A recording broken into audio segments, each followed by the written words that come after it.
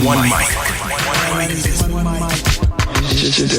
One mic with Big Mike. Overall tenor of what he's saying is very stupid. They say his style is too urban for the radio. Maybe it's not racism. Maybe it's placism. Brother has to know his place, right, Bob? One mic with Big Mike. Things aren't always what they seem. A sports talk show, but no subject matter is off limit. Don't just tell me that the reason something's being done is because that's the way it's always been done. Because the first thing I'm going to say to you is slavery. And now, your host. I got the big homie here who needs no introduction. Big Mike. All I need is one mic.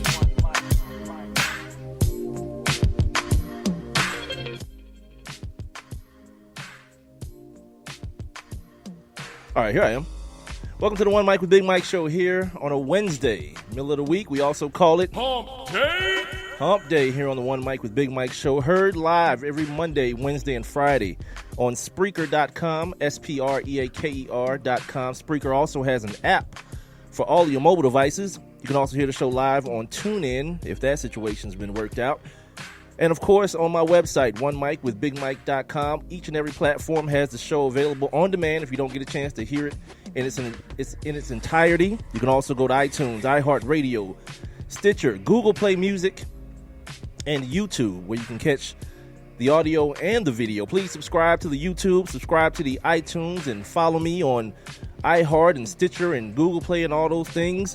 Speaking of the video, the live stream is going on right now on Facebook. Facebook.com/1 MICWITHBIGMIKE is where you can find it for those of you weirdos who like to watch. If you want to be a part of the show, you want to get involved, you can do so by texting the show, 404-902-8104. You can also see that number here. Oh, actually, you know what? I haven't put it on the live stream yet. So 404-902-8104. You can also leave your comments below the live streaming video, or jump inside the live interactive chat room here on Spreaker. You have to be listening via Spreaker. So if you're listening on TuneIn or wherever else, you have to be listening on Spreaker or my website, OneMicWithBigMike.com. And then click that little thought bubble icon you see on the streaming player. That'll get you right up in the building. Also, while you're there at Spreaker, make sure you sign up for your free Spreaker accounts as well. That way, each and every time the show goes live, you know what I'm saying, you get an alert telling you that it's time to rock and roll, and then you can do all the sharing and tell your friends it's time to go and have them meet you in the chat room. We can all have a grand old time. Speaking of a grand old time, tonight's show is jam-packed. It is. It's packed at the bottom of the hour. I'm going to holler at my man. We're going to talk about this Senior Bowl that went on this weekend. Didn't have a chance to do it on Monday with him, so we're going to do it tonight. My man Alex Khvatov from NFL DraftBlitz.com. Also, then at the top of the next hour, for those of you listening on demand, the top of the next hour, 8 o'clock for those of you who are listening live, we're going to talk to Bobby Hamilton, former New England Patriot, two-time world champion with the Patriots. He's got a wild personal story too, man. Like I got really interested in it as I was trying to read about him, because I didn't remember him, who he was from the team. He was a starter though. He was a starting defensive end, but I just didn't. The name, didn't come. The names that usually come out of that defense were, of course, the Ty Laws and the Lawyer Malloys and those kind of guys. So the name didn't ring a bell right away. But then when I started reading, I was like, damn, I don't even want to really talk to this dude about the Super Bowl. I want to talk about him, his story, his life coming up in the world. But then after I get through talking to him at the 8:45 mark, I'm going to do this thing. We're going to try to pull this off. The simulcast. The ladies from Girl Chat Sports, the podcast they're gonna call me up, and as this show is wrapping up, I'm going to be, I guess, on with them as their show is beginning. I think they record their show and they don't do it live, but I'll be on with them during their show, and they'll be on with me during my show. So we'll do a little simulcast situation. So yeah, it's gonna be popping up here. Let me turn my mic up a little bit. Turn me up, son. Turn me up, son. All right, here we go. So yeah, let's get right into it. Because we got some stuff we got to talk about today, man. We got some people being stupid and ridiculous about something. But first and foremost, let's go through the top stories of the day, the things that kind of are making the headlines since the last time I talked to you guys. Kyle Shanahan from the Atlanta Falcons. He lost the playbook or the game plan. I put playbook on my notes here. He lost the game plan. It was actually a case of mistaken baggery. One of the reporters mistakenly took Kyle Shanahan's book bag. They had the damn game plan in it, and my man was panicked, about to lose it for like 30 minutes because he couldn't find it. Like, I would have just yelled out, the Patriots done stole the game plan. I would just blame it on them and then apologize later, if it didn't work out to be exactly that being what happened. But he got it back. Everything is cool and good to go. For the people here in Atlanta, I hope for you guys it's not a sign of things to come. You know what I mean? First time in the Super Bowl for a lot of these cats, not really knowing what to expect. And then the next thing you know, boom, the damn game plan is gone. And some old-ass reporter, this student done 40 Super Bowls. Some old-ass reporter got the game plan. The Raiders, they might not be going no damn where. They might be sticking right there in Oakland, which is weird.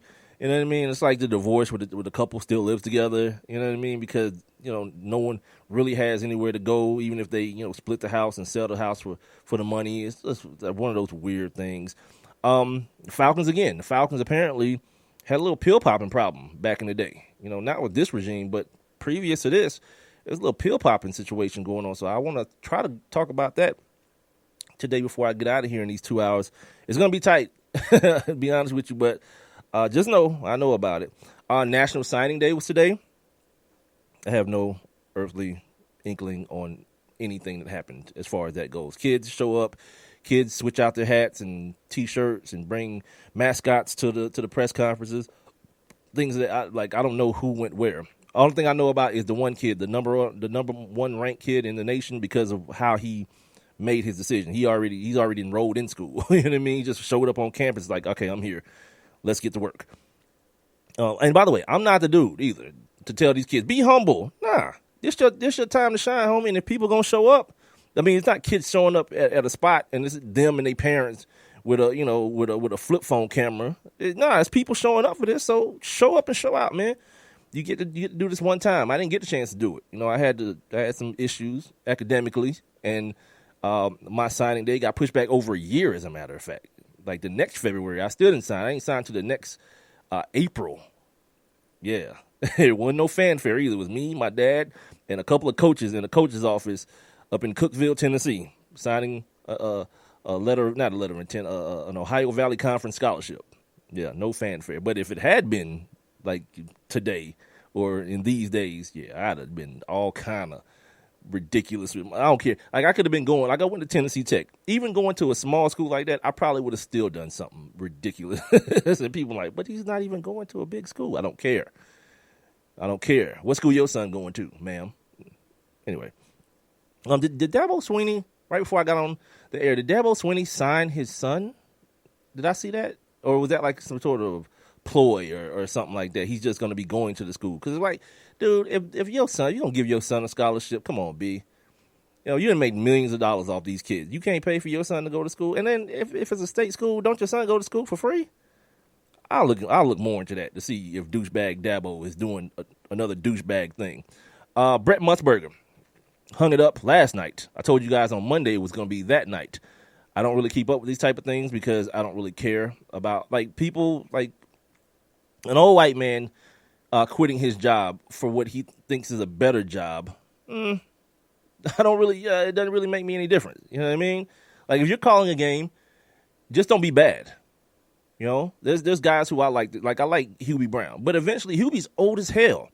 And eventually Hubie Brown's going to be, he's going to get kicked to the curb. I like Jeff Van Gundy and Mark Jackson. Mark Jackson's a little bit older. He's a weirdo, like, off of that. But, guys who just bring some information to the table. You don't have to be like, oh, man, he's been doing it for 50 years. I don't care. You could be doing it for 5 years. Just be good. And because there's some dudes that have been doing it for a while that they're bad. They're bad at it. Let me give you guys the poll results for today real quick. Also, don't forget about hashtag put it on the poll, brought to us by sportsnewsandbrews.com. We got a couple poll questions up for you guys to go check out. Guys and girls, to go to the old Twitter at One Mike with Big Mike, the number 1 MICWITHBIGMIKE. Go to my Twitter and check out the hashtag put it on the poll questions. The ones from the other day that are closed now. Okay, choose one. I'm an idiot. Trump, any other human, a trained chimp. 0% for Trump, your president. 50% for any other human, by the way, and 50% for a trained chimp. I think I would probably vote for the trained chimp just to be safe. At least I know the chimp is trained. Any other human could be anybody. That's too wide of a gap there. I asked the people here in the city and people everywhere, as a matter of fact, is it time to retire the Welcome to Atlanta song in favor of something new that they play every time the Falcons are on TV? 43% said yes, 57% said no. And some people on Facebook told me that apparently Ludacris is working on a song for the Falcons. And I'm like, B, the game is on Sunday. What you waiting for? And folks are like, well, he probably just waiting for them to win. Being in Atlanta. Yeah, we got to wait for the results first because, you don't want to look foolish. Come on, man. Just put the song out, man. Like, make it hot and put the song out. That Welcome to Atlanta stuff is cool, but it's dated. Shark Bar, Jazzy Tees, all that kind of stuff, man. Frank Ski's still here, though, so he's back. He left and came back. So I guess that's still relevant. But for the most Kaya and all that kind of stuff, that stuff don't even exist no more. It's literally a dated song. These are still open. The Welcome to Atlanta poll is still open for another day, couple of hours here. Is Trump talking about you when he says, quote unquote, the American people? 83% said no. 17% said yes. Shout out to my white folks. This is a hashtag put it on the poll brought to us by sportsnewsandbrews.com. Two more. If you were an NFL player, which would you prefer? Hashtag put it on the poll. A Super Bowl championship or to be a Hall of Famer? It's 50-50 at this point. The poll's still open, though, for another day. And finally, as a sports fan, would you gladly accept constant scandal if it came with constant winning? Hashtag put it on the poll brought to us by sportsnewsandbrews.com. This is a brand new poll. But so far, 100% says I'm all about the winning. And I put that up because people gripe all the time about the Patriots. Oh, they're cheaters. But I believe wholeheartedly, if it was your team, you wouldn't give a damn. And you wouldn't give a damn if somebody was spying on somebody and all that kind of stuff. You wouldn't care. Don't forget, we still got to do, back in this, golly, what am I doing today? On this day, we got to do on this day we'll do it at the bottom of next hour, simply because I don't know where else to fit it in. We'll do it right before I talk to the ladies from Girl Chat Sports. How about that? All right, so the big scuttlebug yesterday, is that the word, scuttlebug yesterday, was about LeBron James clapping back at Charles Barkley. Charles Barkley, if you've heard me on radio, if you heard me on this show, on any other show that I've done, you know my feelings on Charles Barkley. I think he's an absolutely positively a clown. Conversely, my feelings on LeBron James are a lot more positive. I don't really judge him as a person. Like, I think he's a corny dude that tries real hard to be cool, but I think he's corny. But I don't let that get in the way of how awesome a basketball player he is. That would be I think sanctimonious when people do that. Oh, LeBron a bitch and all this kind of stuff. He a crybaby. That dude is awesome at basketball. Like, what more you want? So, Charles Barkley on his show Inside the NBA, with him and Ernie and Kenny and Shaq, he was asked about LeBron James last week, saying that he needed a playmaker. He needed some help. By the way, LeBron James playing more minutes. He's averaging more minutes a game than anyone in the league. You know what I mean? So Barkley said he was asked about the comments and what LeBron is saying. He said, quote, "It's inappropriate, whiny. The Cleveland Cavaliers, they have given him everything he wanted. He wanted J.R. Smith last summer.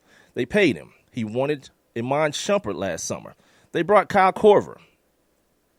He's the best player in the world. Does he want all the good players? He don't want to compete. He's an amazing player. They're defending champs," end quote. Now, see, just because you veil your ridiculousness with a compliment at the end. He's an amazing player, the one that everyone with any good sense knows. They're defending champs. First of all, one of my pet peeves in this media period. In basketball and football, there are no defending champs. You're not defending anything. Once you win it, you won it. It's not boxing where you win the belt and you have to defend it, and the person who beats you, then they win the belt. It does not work like that. They're not the defending champions. They are the 16 champions, which means no one has a championship right now, and LeBron wants another one. And in wanting another one, he's looking. And I kind of got some heat last year when I just posted. I thought it was a very mundane thing that your man, like, he's got his eye on that Golden State situation. At all times, his eye is on that Golden State situation. That is the measuring point, the measuring stick. And if he feels like what they're doing in Cleveland isn't matching up, well, guess what? Hell yeah, say something. And there's this notion that he's being a crybaby and he don't want to compete because he's asserting power. I'll talk about that in here just a second. First, let me give you LeBron's rebut to that. He called him a hater, which to me is like, oh, God. You know, like, you too old for that. All my haters. So that's like the corny part that I'm talking about, right? But he goes on to say, quote, I'm not going to let him disrespect my legacy like that. He was talking to ESPN. I'm not the one who threw somebody through a window. I've never spit on a kid. I never had unpaid debt in Las Vegas. I never said I'm not a role model. I never showed up at All-Star Weekend on Sunday because I was in Vegas all weekend partying. All I've done my entire career is represent the NBA the right way. 14 years, never got in trouble. Respect the game. Print that. And he goes on to say, you know, that Barkley wanted to retire, but he can't because he's stuck up on that stage every week. I'm tired of biting my tongue. There's a new sheriff in town. Like, see, stuff like that. You could kind of just left that. Like, you clapped it back enough without the he a hater, and I'm the new sheriff in town. But for all that being what it was or what it is, he's right, man. Shut your ass up. You know what I mean? Like, do your gig and just understand that where this guy is and where he's ascended to, you have never and could never get to in your career. Talking about Charles Barkley, a man who played on a team with 4 Hall of Famers, 4 himself, Clyde, Hakeem, and Scottie Pippen. 4. Kevin Johnson's on the Hall of Fame list this year, the point guard that he played with in Phoenix. He was also on the team as a youngster with Moses Malone and Dr. J. So when you get all that stuff about not wanting to compete, the first situation was on you, of course. It wasn't on you, I should say, being in Philadelphia because you got drafted there. But that Houston situation, let's not forget. When we start talking about super teams, he called it a punk move when my man went to Miami. But I guess it's not the same, though.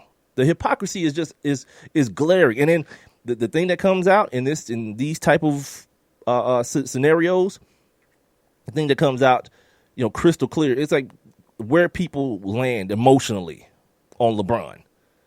You know what I mean? This dude was trying to get at me I posted this thing from Sporting News when Barkley says we'll never be friends. And this dude was like, no, I don't want to be friends with a crybaby. All right. You call it being a crybaby because you know what the reality is? Very few people have the power at their work that LeBron has at his work. So you don't know that life. So, you call it a crybaby all you want to. But very few players, past or present, know that he got know what it feels like to have the owner by the balls. And he can get J.R. Smith paid. He can get Tristan Thompson paid and then still feel comfortable going to the media, but like, nope, I still need more. So anyway, Charles Barkley got on with Tom Waddle and them on ESPN 103.3. 103.3, The Fan, I think, in Chicago. And here was his rebuttal. Bear with me. It's about a minute 20. It's about, it's a little long. But bear with me and hear what your man Charles Barkley had to say. I have no problem with what LeBron did. Some of it was true. I did pay my debt. That's not true. I was never late to the All-Star game. So that's not true. He didn't say that. But I don't overreact. I'm not going to say anything bad about him or get personal. You already did. I'm glad. Clearly, he Googled me and found out some things. So he clearly Googled me, so I appreciate that. I think when you don't like the message, you just kill the messenger. That still does not make my message incorrect. I thought he was really whiny and complaining the last couple of weeks, talking about he got no help. I'm like, he didn't say that. You just won the championship. That had nothing to do with it. The season, and you're just bashing your teammates. I think that wasn't right. Didn't do that either. Any type of criticism of any player today, that's the word they use, hater. They never ask you if the criticism fair or not. If you say anything about any player in the last probably 10 years, that's the word they use. Listen to Grandpa. I don't get offended off my by lawn. that. I've said the guy is one of the 10 greatest players ever. I've said the guy is the best player in the world. I've said he's a wonderful guy. I'm not sure. Brian says I need a playmaker. I mean, and he could have been more specific, but the people who listen and put their ears to what is really happening, he's not even talking about those dudes. He's talking about somebody to relieve his minutes, a backup point guard, so that he didn't have to be the backup point guard when Kyrie sits down. It has nothing to do with the quote unquote big three. But this is the garbage and the nonsense that people who like to ride with Charles Barkley, because he keep it real. That dude is a clown, B. That dude is like the court jester. The only difference is he thinks these white folks in sports media are laughing with him. They laughing at his ass. That's why he get away with so much. He say what he want to because all they do is, that's just Charles. You know what I mean? The other week when he was talking about the Warriors playing girly basketball, imagine any other analyst saying that. Imagine Chris Webber saying that. And the firestorm that would have come down on him. Like, I didn't think it was a big deal myself. But you all know the society that we live in, that kind of stuff, definitely from public figures, it don't ride. But if you're Charles Barkley and all your white friends are just like, ha, ha, ha, ha, oh, Charles. Rachel Nichols was doing it. Charles is a friend of mine, and, I just want to say that, to put girls in that category, to say that they're lesser, it's not right, but, that's just Charles. I wonder how many that's just blank would have been had it been, anybody else. And the other thing that comes out with in these times, because people seem to have these emotional feelings towards things like this. You don't like LeBron. You think LeBron is a crybaby, and you think he's this and that and the other. I will remind people this, though. Like, Michael Jordan was putting his hands on people at practice. Slapped the hell out of Steve Kerr. And people think that's the rawest thing ever. Imagine if LeBron just, like, he put his hands on, I don't know, who's like a bum on their team. You know what I mean? Like one of these dudes on their team, he just slapped the hell out of somebody at practice. It'd be a totally different ball game. But for whatever reason, because that happened at that time, it's lauded. Nah, cuz y'all gotta let that ride. And the thing that I was getting to a second ago is how people don't apparently know what a fact is anymore. Like, people think because they say something and say the facts are before it or say fact after it, it automatically makes it a fact. You calling LeBron a bitch is your opinion. That's way different than a fact. LeBron being 6'9", that's something that can be proven. You know what I mean? Take off his shoes, he put his back against the wall, you measure him. That's a fact. You calling this man a crybaby or defending Charles Barkley saying that what he's doing is just analysis. It's fact. It's all facts what he's saying. LeBron is whiny. He is a punk. Some of y'all need to invest in, like, not even invest because it's free. Get that dictionary app on your phone. Stop using it just for porn, man. Get you a dictionary app so you understand the difference between a fact and an opinion. And you notice that man didn't come back at all against Charles Oakley because Charles Oakley stepped in too. He was like, yeah, his drunk ass be drinking at the job. Not a word. And Charles be clapping at his ass all the time. And once in real life, I don't know if you guys know this story, at a Players Association meeting, everybody says it happened except Charles Barkley. Like Tracy McGrady, all these NBA players. Byron Scott the other day was talking about it, how Charles Oakley open hand slapped this dude in his face in front of everybody. And Mr. I do what I want. And upon in a very poorly played game. You know what I mean? that in which Black America and Black men are on the short end of the stick with. Because all LeBron's doing, he's asserting power that he has. He realizes the power that he has. But for so many people, sports fans, people who cover sports, that's such an awkward place, because it's never that way. It's always the rich white man who has the ultimate power. Or he can just cut him. He can just trade him. He can just terminate his contract if we're in the NFL. In this situation, it's a no-go. All the chips are in LeBron's corner right now. I don't know how long it'll be that way, but at least right now, it's that way. And for him to use it to assert some semblance of power, why not? In every other walk of life is acceptable. But when a young black dude does it, and I can see where that gets frustrating. You know, people look at the money and they look at the fame and say, well, he ought to be happy, Charles Barkley. Well, I mean, they gave him this and they gave him that as though the rich white man, Dan Gilbert, he doesn't benefit from it at all. It's charity. He signed Iman Shumpert to be charitable to LeBron. He don't get nothing out of it but the good fuzzy feeling. Man, miss me with that, man. If you got William Roden, The $40 Million Slave, there's a whole book about this whole situation. How the media forces you to look at these guys and their salaries and all this stuff and put them into this different category of servitude. Just be grateful. You ought to be just grateful what you're getting. But he's not grateful. It's the one thing that everybody, the Skip Baylesses of the world, criticized him for so long, not wanting it enough. Well, now he won it. He got 3.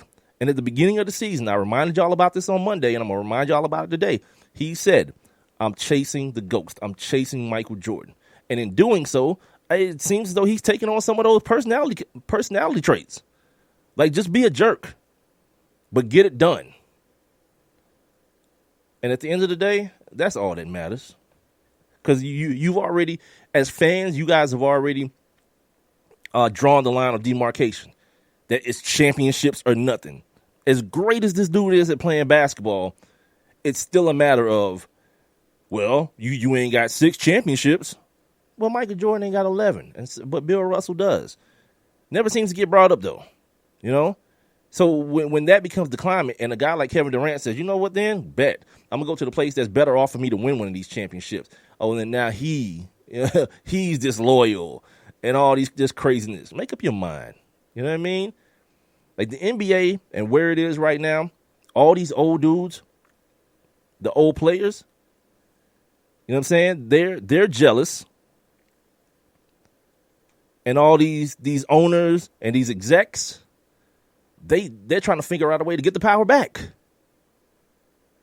I got to take a break, man. We're going to take a break. I got to get my guy, Alex Khvatov, NFLDraftBlitz.com. Got to get him on the line so we can break down the Senior Bowl, man. I told you guys, man, it's that time of year. It's the time of year I love. The evaluation process is going on to see, how teams are going to get themselves better via the draft coming up in the NFL season. This is the One Mic with Big Mike show, heard live on Spreaker.com, the Spreaker app. I'm also on TuneIn. And, of course, One Mic with BigMike.com. Make sure you guys keep this number, 404-902-8104. You can leave your comments also below the live streaming video on Facebook or jump on inside the live interactive chat room. I will be back. I have one question for you. Do you or someone you know run a business that could benefit from additional exposure? The One Mic with Big Mike show is currently taking on new sponsors and advertisers. One Mic with Big Mike is currently syndicated across 8 different online platforms, and your company's name could be heard and seen across all 8 as well. Let's get to work. Please send all inquiries to Mike at onemicwithbigmike.com. Thank you for listening. Thank you for your continued support. All I need is one mic. It's Thursday night, and you're grabbing drinks with some friends. Started off with a pitcher for the table, which quickly becomes 2. There's pool. And there's the photo booth. All right, everybody squeeze in. Say cheese! Followed naturally by an order of wings. And another. Can we get some extra ranch sauce? Then there's the ceremonial nightcap. So what are we doing this weekend? And lastly, it's back to the car, which, if you're buzzed,